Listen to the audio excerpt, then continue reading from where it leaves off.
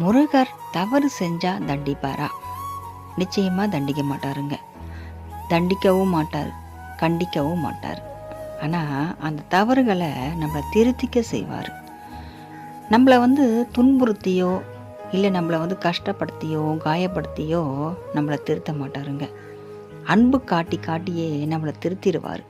நம்மளே அந்த தப்பு நம்ம உணர்ந்து இன்னொரு முறை நம்ம இந்த தப்பு செய்யக்கூடாது அப்படின்னு நம்ம உணர்ந்து அந்த தப்பை நம்ம விட்டுடுவோம், செய்யவே மாட்டோம் இனிமேல் அப்படின்ற மாதிரி நம்ம உணர்ந்து முருகர் தந்தையை நம்ம இறுக்கமாக பிடிச்சிப்போம். அந்த அளவுக்கு நம்ம மேலே அன்பு காட்டி நம்ம திருத்திடுவார். அதனால் தப்பு செய்யறதுக்கு வாய்ப்பே கிடையாது. முருகர் பக்தர்கள் மீறியும் ஒரு தவறு நடந்தால் அந்த தவறு மறுபடியும் நடக்காமல் நம்ம பார்த்துக்கணும். அந்த தவறுகளை நம்ம செய்யாமல் நம்மளை காப்பாற்றக்கூடிய ஒரு தெய்வம் முருகர் தந்தை.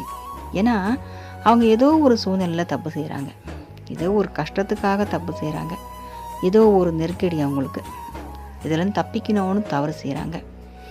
இந்த பிரச்சனைலேருந்து என்னால் மீண்டு வரணும் அப்படின்னு தப்பு செய்கிறாங்க. ஏதாவது ஒரு மானபங்கம் நடந்துருமோன்னு ஒரு பயத்தில் தப்பு செய்கிறாங்க. அப்போது அந்த எந்த ஒரு பயமும் இல்லாமல் எந்த ஒரு பிரச்சனையும் நமக்கு இல்லாமல் ஆக்கிடுவார். அப்போ நம்ம தப்பு செய்கிறதுக்கான வாய்ப்பே இருக்காது. தப்பு நம்ம செய்ய வைக்காத ஒரு கடவுள் மட்டும் இல்லைங்க, நம்ம தப்பு செய்யக்கூடிய வாய்ப்பே கொடுக்காத ஒரு கடவுள் தாங்க முருகர் தந்தை. நிச்சயமாக நம்ம நல்ல நிலைக்கு நம்ம வந்துடுவோம்.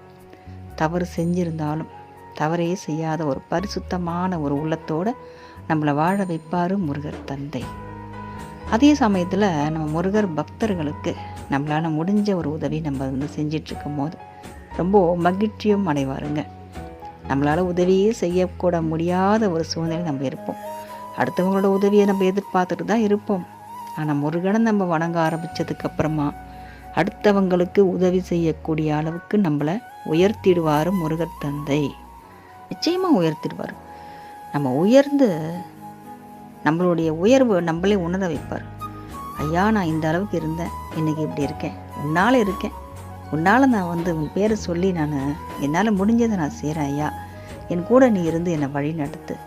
இனிமேல் நான் செய்யும் ஒவ்வொரு காரியமும் எல்லாமே உன் செயலாகவே இருக்கட்டும். என் மனசில் மட்டும் இல்லை, என் வாழ்க்கை முழுவதுமே உன்னாட்சியாக இருக்கணும். ஈசனின் மைந்தா என்னை காத்தருள் முருகான்னு சொல்லி அவரை என்றைக்குமே நம்ம சரணாகதியாக இன்றைக்கி இருக்கும் போது நம்ம வாழ்க்கை முழுவதுமே முருகருடைய பொறுப்புங்க. சுபிட்சமாக வாழுவோம். வெற்றிவேல் முருகனுக்கு அரோகரா.